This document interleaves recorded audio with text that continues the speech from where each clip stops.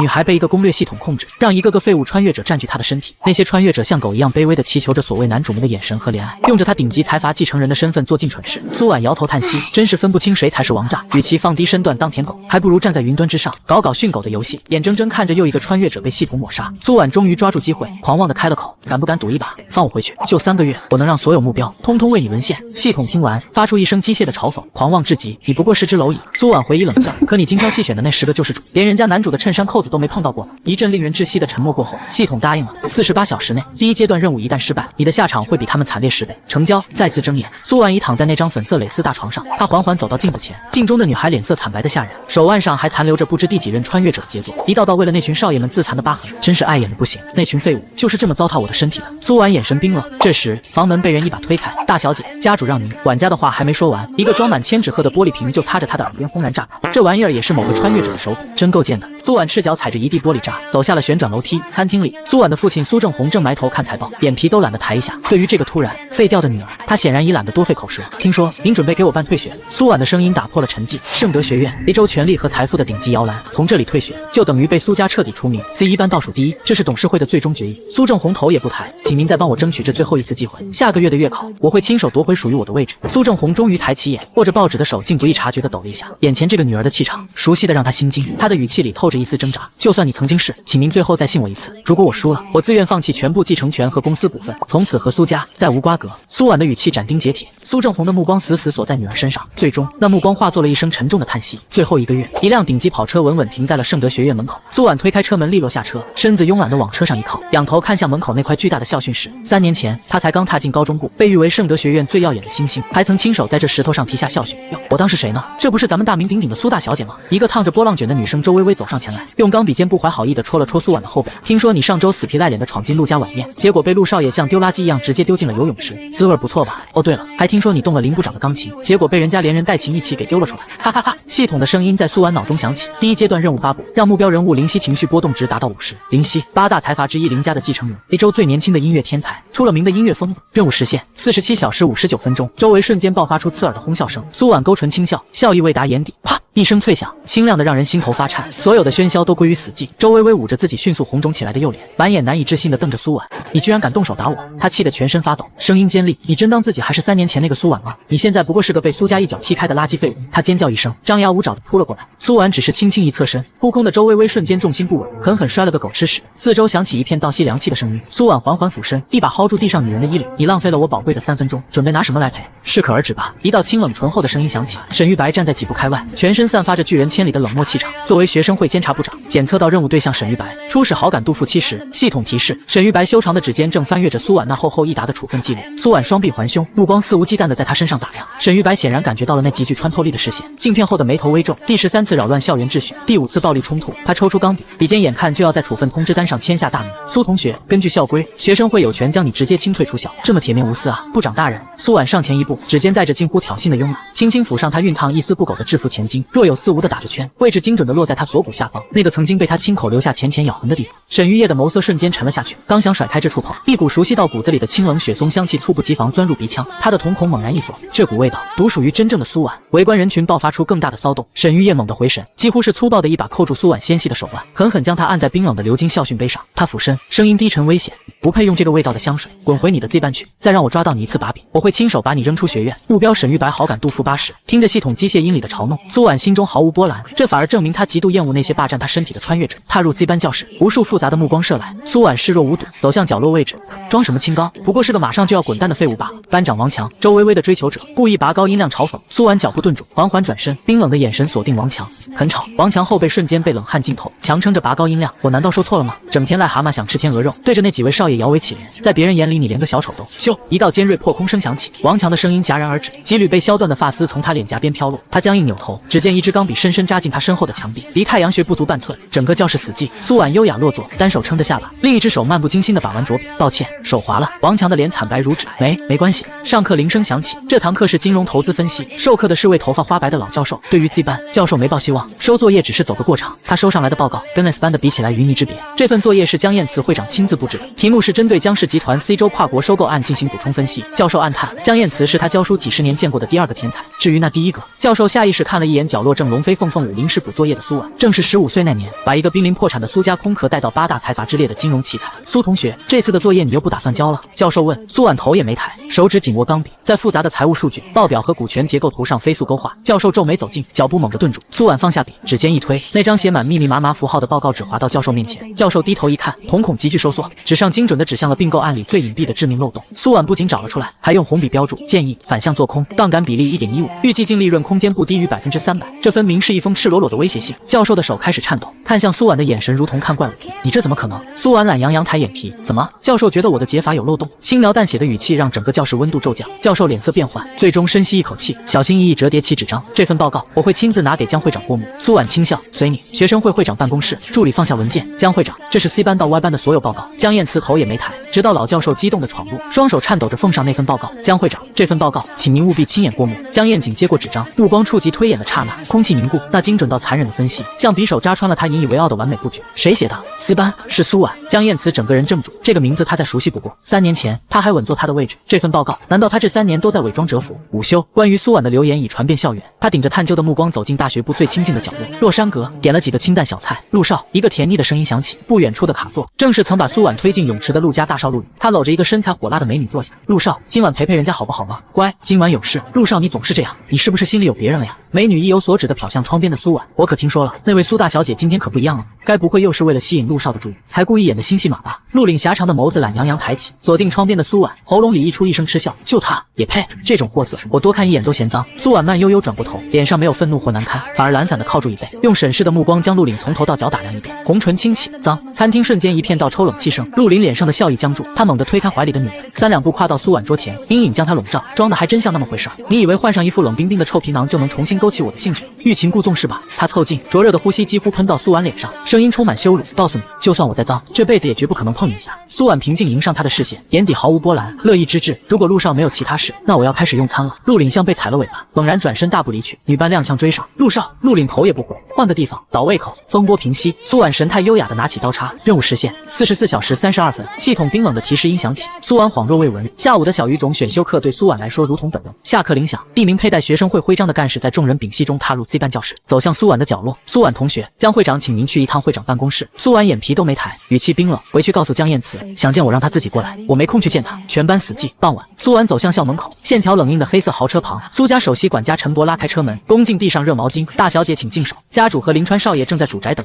林川少爷4字他咬得格外清晰。苏婉擦拭指尖的动作一顿，他那趁他不在时取代了他位置的远房堂哥谢林川。苏家主宅大厅灯火通明，气氛凝重，父亲苏正红端坐主位，几位家族董事分坐两侧，目光审视。谢林川挺拔地伫立在苏正红身侧，平静无波的眸子落在刚进门的苏婉身上。回来了。苏正红开口。苏婉红唇勾起嘲讽的弧度，目光扫视全场，看这架势，是特意在这儿等我。苏正红看着他，眼底藏着无奈与沉痛。根据董事会决议，从今天起由林川暂时代理你在家族内部的所有权益和义务，期限1个月。如果你不能在月考中进入前3，林川就会正式接手你的一切事务。他的声音带着决断。谢林川适时开口，关于你最近3番2次违反校规、扰乱秩序的报告，已送到董事会每一位成员手上。伯父为你争取的这1个月宽限期，前提是你接下来安分守己。大厅死寂。苏婉忽然发出一声极轻的冷笑，暂代，我的东西从来就没有让别人碰的习惯。他的目光化作利刃刺向谢林川镜片后的双眼。这1个月里，你最好安分点，别动不该动的心思，也别在背地里耍小花招，否则冰冷的杀意席卷大厅，我会亲手杀了你。谢林川镜片后的瞳孔猛然收缩，脸上依旧平静无波。我的职责是守护苏家的整体利益，仅此而已。苏婉懒得再言，转身径直离开。第2天一大早，任务实现倒计时23小时55分，看来需要换种方式提醒宿主懈怠任务的代价。警告，执行1级惩罚。系统提示音响起，一股细微却无法抗拒的电流刹那间穿透苏婉的4肢百骸，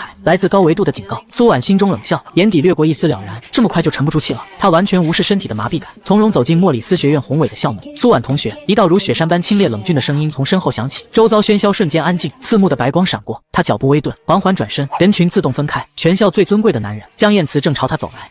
苏婉心中冷湿，系统的眼光倒是毒辣。江会长大驾光临。他眉梢微挑，语气玩味，有何要事？江燕慈勾起一个毫无温度的微笑。苏同学，我对你昨天的金融报告十分感兴趣，不知能否赏光？一部学生会议学。在无数极度震惊的目光中，苏婉随着江燕慈踏入那座权力之塔。走廊奢华依旧，与5年前他执掌时并无二致，但却多了一丝陌生的冰冷。江燕慈背光而立，身影极具压迫感。我不喜欢拐弯抹角，你应该清楚，你那份报告对江家意味着什么。他直击要害，要求苏婉对报告内容彻底保密。为了让江家的项目平稳推进，他抛出诱饵，我可以答应你一个条条件，将会长的承诺。苏婉终于开口，声音带着慵懒的嘲弄，听起来真是昂贵呢。他的话语仿佛在评估一件商品的价值。江燕慈眉头微蹙，眼底掠过冰冷的锐芒，已经开始盘算他会开出什么天价。然而苏婉话锋一转，红唇勾起惊心动魄的弧度。不过这个秘密我确实可以替你守口如瓶。江燕慈眸光一凝，你要什么？苏婉微微前倾，双手托着下巴，笑容带着毫不掩饰的侵略性。我要和你打个赌，就赌下个月月考的年级第一。他欣赏着他眼中一闪而过的微澜，抛出更重的砝码，赌注吗？如果你输了，学生会长的位置归我。话音未落，苏婉肆无忌惮的目光从他的下颌线滑到喉结，红唇轻启，吐出最致命的羞辱。还有你，做我的床伴。瞬间，一股强烈的厌恶与嘲讽爬满江燕慈的心头。原来如此，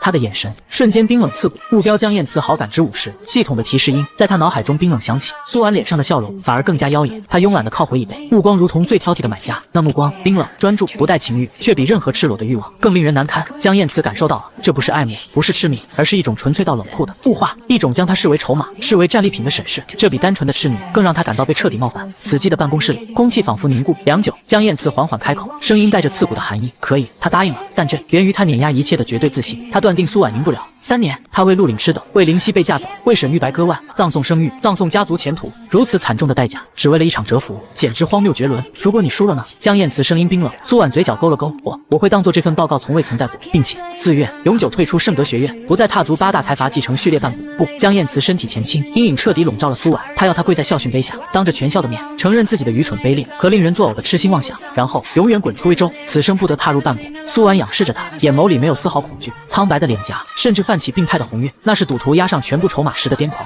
他竟然在兴奋，疯子！最终，苏婉红唇微起，吐出一个字：好。赌局已定，押上的是权力、前途、自由，还有一个冰冷屈辱的战利品。任务实现15H43M。系统的声音再次响起，伴随剧透。距离放学还有30分钟，苏婉必须去见下一个人。林夕，琴房里，林夕隐在光影交界处，高贵又弥漫着悲伤。我说过，这里不是你该来的地方。他的声音没有温度。苏婉恍若未闻，目光精准地落在琴盖上，那几张泛黄的乐谱，音符涂改，面目全非，愤怒的划痕凌乱地挤在一起。这里，苏婉声音轻灵，降 E 大调7和弦，你改了17次，仍不满意。苏婉轻抚上他的肩膀，声音如同海妖，迷人心智。告诉我，你到底想表达什么？目标人物林夕，情绪波动值35，滚出去！林夕的声音从齿缝里挤出，带着濒临极限的颤抖。可他非但没退，反而上前一步。音乐不会说谎，他的指尖停留在他狂乱的脉搏处。让我猜猜，那旋律里流淌的是什么？是恐惧？是暴虐？他的指尖微微用力，还是深入骨髓的厌恶？最后2个字，苏婉几乎是贴着他冰冷的耳廓，用气音吐出。林夕的身体剧烈地颤抖起来，他猛地想抽回手，却被苏婉牢牢按住脉搏。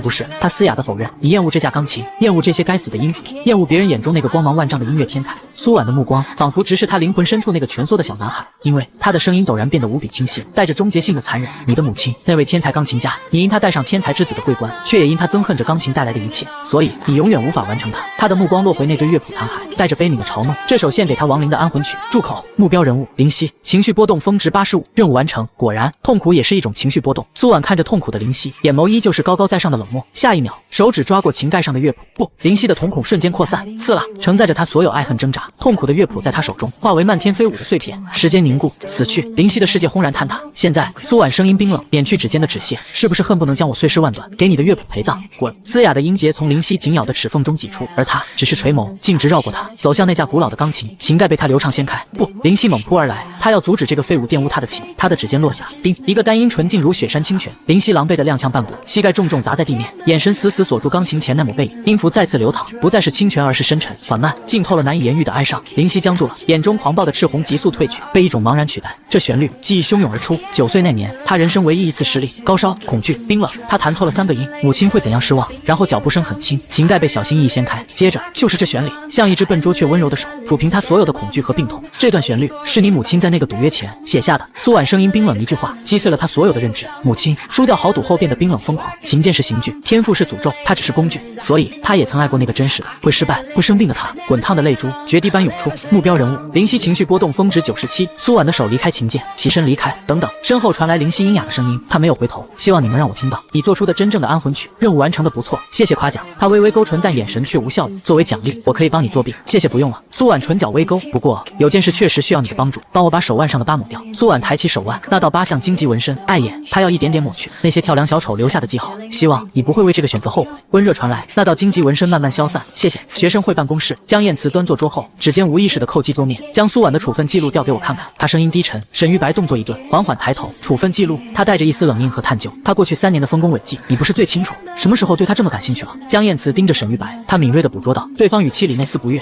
比起这个，我倒是想问你，什么时候对他的事情反应如此强烈了？江燕慈身体微微前倾，压迫感十足。沈玉白冷冷开口，我只是好奇，一个即将被清退的 C 班废物，有什么价值值得你浪费时间？江燕慈迎上他冰冷审视的目光，片刻沉默后，他靠近椅背，唇角勾起一个极淡的弧度。或许是因为他给我的感觉变了，变了。连永远冷静的江燕慈都说他变了。办公室内一片死寂，暮色沉沉，红色的顶级跑车停在主宅庭院中央，依靠在车边。2楼书房，一道挺拔的身影静立窗前。谢凌川正透过镜片死死盯着庭院中央的他。苏婉感受到那刺骨的视线，忽然抬眸，四目相对。苏婉的唇角缓缓勾起一抹毫不掩饰的嘲讽，然后他转身径直走向主宅大门。他踏入大门的瞬间，楼梯上传来沉稳的脚步声。谢凌川正缓步而下，距离学院放学已经过去了4小时28分钟。他抬起手腕，从学院到这里，排除拥堵误差应在15分钟内，你应该在3个半小时前抵达。他目光重新锁定他。去做什么了？苏婉眉梢微挑，唇角嘲讽的弧度加深。什么时候起？我的行程需要向你这位暂代者汇报了。临川表哥，职责所在。他一步步走下台阶，停在他面前，确保在你证明自己之前，苏家的核心利益不受损害，比如避免你再因某些不值当的私人纠缠。私人纠缠，愚蠢行径。苏婉眼神淡漠，与他擦身而过，极其冷淡地瞥了他一眼。你大可放心，我只是去墓园看了一眼故人。声音很冷。擦肩而过的瞬间，谢凌川眼眸微动。墓园，故人。书房内，苏婉靠着椅背，眸色中少有的带了些许认真，和江燕慈定下了赌约，下次月考就在半个月后。这3年他一无所知，那些蠢货的脑子里只塞满了如何攻略男人的龌龊念头。这些关键信息的缺失，如同蒙眼行走于悬崖边缘。更致命的是，3年时光足以让巨擘倾塌，让小卒登顶。他必须在短短2周内破釜沉舟。第2天午后，他径直走向学院深处，刚踏进庭院，一道身影便拦住了去路。风纪监察部的干事，他捏着一张薄纸，神色紧张。苏婉同学，你累计旷课已达50节上限，这是沈部长亲自签发的退学通知书，请签收。他嗓音发紧，递过那张纸，空气仿佛凝滞了一瞬。退学。他轻声冷笑，干事的耳根瞬间爆红，避开他的目光，声音更低，部长要求你即刻前往他办公室办理后续手续，他在等你。他的指尖轻轻拈过那张脆弱可笑的薄纸，甚至没有低头看一眼。退学。沈玉白，这就是你开局的方式，有趣。第2阶段任务开启，使目标人物沈玉白好感度达到30，任务实现72A。监察部部长办公室，门被推开，沈玉白坐在那宽大的办公桌后，他抬起头看到他，脸上没有丝毫变化。公事公办。苏同学，请坐。他指了指对面的椅子，手续需要你本人确认签字，但他没有坐下，他就站在桌前，隔着宽大的桌面与他对视。下一秒，他指尖夹着那张退学通知，轻轻放在桌面上，推到他面前。沈部长，他的声音清冷依旧。这份礼物似乎有些突然。沈玉白的目光落在通知书上，学院规则，白纸黑字。他声音冷漠，如同陈述事实。50节旷课，自动退学。我只是规则的执行者，签字吧。他做了个请的手势，指向那片空白。规则。他红唇轻启，带着嘲讽，不过是束缚蝼蚁的锁链罢了。话音未落，他竟直接端起了他手边那杯热气氤氲的咖啡，姿态暧昧，轻轻抿了一口摩洛凯岛的咖啡豆，配上枫叶糖浆。他唇角勾起一丝冰冷到极致的弧度。你不是亲口说过最厌恶这个味道吗？你怎么知道？那张平静的面具瞬间崩裂。沈玉白猛地站起身，椅子轰然倒地，他宽大的手掌如铁钳般死死攥住了他的手腕。啪！他身体前倾，那张冰冷的脸因剧烈的情绪而扭曲，愤怒、恐惧。你到底？他声音嘶哑，死死盯着他。放手！一个低沉、冰冷的声音骤然响起。办公室厚重的大门不知何时已被推开，江燕慈倚在门框上，目光扫过一地狼藉，最终定格在沈玉白脸上。变！沈玉白猛地转头，攥着他的手却下意识收得更紧。你来做什么？江燕慈没有回答，他迈步走近，目光落在沈玉白紧抓不放的手上。暂时不要开除他。沈玉白的瞳孔骤然收缩，你要为了他插手监察部的工作？江燕慈的唇角缓缓勾起一个极浅极冷的弧度。抱歉，我必须这么做。嘟嘟，2声从容的敲门声突兀响起，一道带着一丝疑惑的声音飘了进来。这里怎么这么热闹？林夕，他姿态优雅地站在门边，目光饶有兴味地扫过表情各异的3人，尤其是沈玉白那只仍死死攥着他手腕的手。林夕，你又来做什么？沈玉白眉头紧锁，林夕唇角弯起一个纯良的笑意。他轻笑一声，视线若有似无地扫过他。我来问你要一个人。一声轻笑刺破死寂。苏婉明明被顶级部长死死拿捏，下一秒却带着妖冶的笑意对上了他铁青的脸。苏婉嘲弄地开口，沈部长，我可不是你能束缚的蝼蚁。话音刚落，苏婉手腕灵巧一旋，一股巧劲瞬间将对方弹开。沈玉白惊愕地看着自己的空手，仿佛握住的只是一缕空气。他从容收回手，看着腕上深红的指痕，竟像拂去灰尘般毫不在意。苏婉目光流转，扫过另外2个男人，轻飘飘丢下一句谢了2位，语气竟像是施舍。说完，苏婉转身就走，留下满是狼藉和3个心思各异的男人。沉寂之中，沈玉白颓然跌坐，声音沙哑又愤怒：“我需要一个解释。”江燕慈烟灰色的眼眸闪过复杂。半个月后，你会知道一切。他说：“这是关江家核心机密。”沈玉白的目光又转向另一个男人：“林夕，你呢？别告诉我，苏婉也和你们林家的机密有关。”林夕的回答干脆利落：“无关。”但他看着他消失的方向，眼神执着：“我只是需要从他身上了解一些答案。一个只有他王母才知道的曲子，为什么一个8岁的他会知道？”沈玉白无力的挥手，将两人赶了出去。他死死盯着地上的咖啡渍，摩洛凯岛的咖啡豆配枫叶糖浆，这分明是他曾经最爱的味道。是他回来了，还是说这只是敌人模仿他设下的又一个陷阱？就在这时，一连串冰冷的提示音在他脑海中疯狂跳动。目标人物沈玉白，好感度剧烈波动，-85、-83、-87、-80。系统竟带着一丝探究，你似乎一点也不意外。苏婉唇角勾起一抹寒光，我为什么要意外？系统竟难得地带上了一丝赞赏。做得不错，竟然能让江燕慈和林夕都为你说话，真是出乎我的意料。系统冷冰冰的声音带着一丝罕见的情绪。苏婉只是淡淡的瞥来一句：“谢谢夸奖。”仿佛在陈述一个事实。他回到 Z 班，喧闹的教室瞬间死寂。苏婉视若无睹，径直走向座位，桌上竟躺着一张纯白请柬。他拈起请柬，打开：“叶默书小姐之生日晚宴。”落款是叶默书的亲笔签名。学生会长，叶家继承人，一个八面玲珑，从未和他有过交集的人物。这张突如其来的请柬，是示好还是一场鸿门宴？苏婉指尖轻敲，眼眸深不见底。这盘棋越来越有趣了。与此同时 ，S 班火红长发的宫妻满脸鄙夷：“默书，你疯了？给那个苏婉发请柬？”他毫不客气地翻了个白眼：“你就不怕他又追着紧他们跑，搅乱你的生日宴？”叶默书却露出天使般纯净的微笑：“阿七，别这么说，也许我们能成为朋友呢。”他的声音天真又期待。宫妻却嗤笑一声，戳穿他：“得了吧，你就是想把所有有用的人都织进你的关系网。”苏婉早就被踢出继承序列了。叶默书的笑容却更温柔了，他指尖拂过请柬上苏婉的名字，声音笃定：“阿七，一张请柬而已，总得亲眼看看才能下定论，不是吗？”放学后，图书馆，苏婉合上一本厚重的孤本典籍，指尖划过那些冰冷的数字和决策，勾勒出权力暗流的轨迹，将书归还。苏婉无声离去。然而学院大门前却早已人声鼎沸，所有人的焦点都集中在一辆限量版银色超跑上。车窗降下，露出陆林那张带着不耐的俊脸，空气中瞬间弥漫起看戏的兴奋气息。他一只手搭在方向盘上，另一只手却被一个哭花了脸的女孩死死拽住。“陆少，我到底做错了什么？”女孩的声音带着哭腔，几乎是扒在车门上，孤注一掷的哀求：“我改，我什么都愿意改，别分手好不好？”陆林眉宇间的不耐几乎要溢出来，他连看都懒得看他一眼，声音冰冷刺骨：“放手！”女孩被刺得一抖，随即挤出更楚楚可怜的表情：“陆少，你昨天还说最喜欢我这样的。”陆岭终于侧头，眼神里只有纯粹的厌烦，像在看一件过期玩具。所以呢？他吐出3个字：“冷的掉渣。”现在腻了。接着他开始冰冷的倒计时：3。这样冷酷无情的话，周围人却早已见怪不怪。毕竟陆岭的兴趣保鲜期从不超过1周。总有天真的女孩以为自己会是例外，结果不过是徒增笑柄。2。冰冷的倒计时如同丧钟，女孩眼中的光彻底熄灭，猛地松开手。下一秒，引擎轰鸣如野兽咆哮，银色跑车化作一道流光，绝尘而去，只留下刺鼻的尾气和失魂落魄的少女。人群渐渐散去，而这一切都被狼蛛阴影下的苏婉尽收眼底。她双臂环抱，冷眼旁观，眼神平静无波，像冰封的湖面。这3年，那些穿越者用着她的皮囊，也曾像这个女孩一样，成为人群的笑柄。在陆岭冰冷的注视下，尊严尽失。苏婉淡淡收回目光，过往的耻辱没有激起一丝波澜，唯有那沉淀的冰寒越发刺骨。接下来的2天，苏婉彻底消失在学院，她将自己关在书房，与堆积如山的古籍档案为伴。月考在即，她需要绝对的安静。然而，她的缺席却成了流言最好的温床。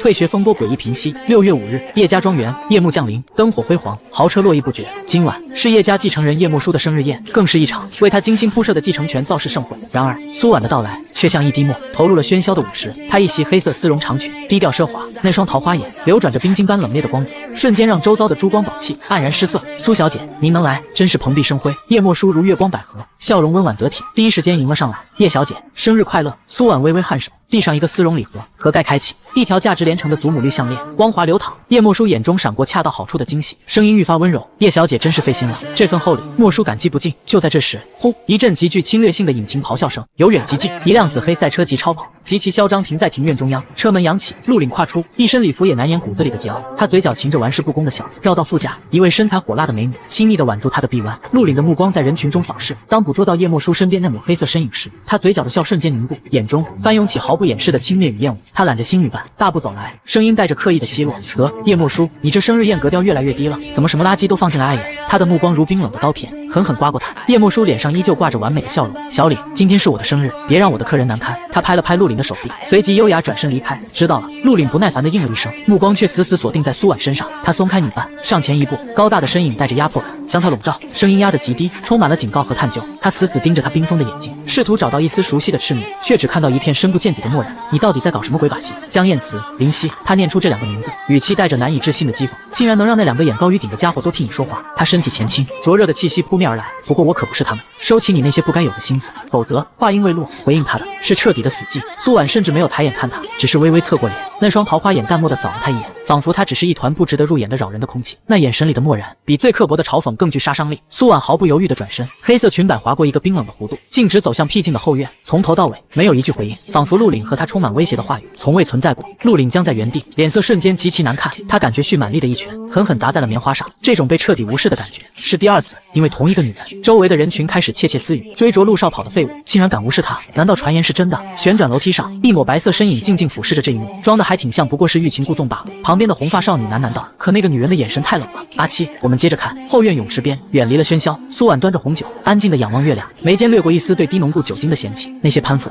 谄媚、明争暗斗，暂时与他无关。在权贵眼中，苏婉依旧是那个声名狼藉的废物。这种透明反而让他感到一丝清静。规律的脚步声自身后传来，来人似乎刻意放缓了步伐。苏婉没有回头，目光依旧停留在天边的冷月上。夜风拂过，带来一丝若有若无的熟悉气息。沈玉白好感度30，冰冷的提示音在脑中回荡。苏婉，声音响起，不再是公事公办的腔调，反而带着压抑的沙哑。苏婉终于缓缓转身，看向来人。沈玉白一身白色西装，周身却散发着沉郁紧绷的气息。白不长。苏婉声音清冷，带着一丝不易查脱的玩味。这妖巧，你也出来透气？沈玉白无视了苏婉话中的刺，向前一步，距离骤然拉近。我记得他的声音很轻，目光却锐利如刀，死死锁住苏婉的眼睛。在我10岁的生日宴上，也有人觉得无聊，带我溜出来透气。他顿了顿，每个字都在拨开陈旧的伤疤，空气仿佛瞬间被抽空。苏婉握着酒杯的手指机不可查的微微蜷缩，这个细微的动作却在沈玉白心中掀起滔天巨浪。他捕捉到了那双冰封的眼底有一丝极其微弱的涟漪荡开。是你对吗？沈玉白的声音带着压抑到极致的嘶吼和渴望。苏婉，是你回来了，那个真正的你。白不长。苏婉的声音依旧平静，却带上刻意的冰冷。你喝醉了吗？在说什么胡话？苏婉试图用冷漠筑起高墙。胡话吗？沈玉白却冷笑一声，那笑声里充满了自嘲、痛苦和一种破釜沉舟的疯狂。他猛地伸出手，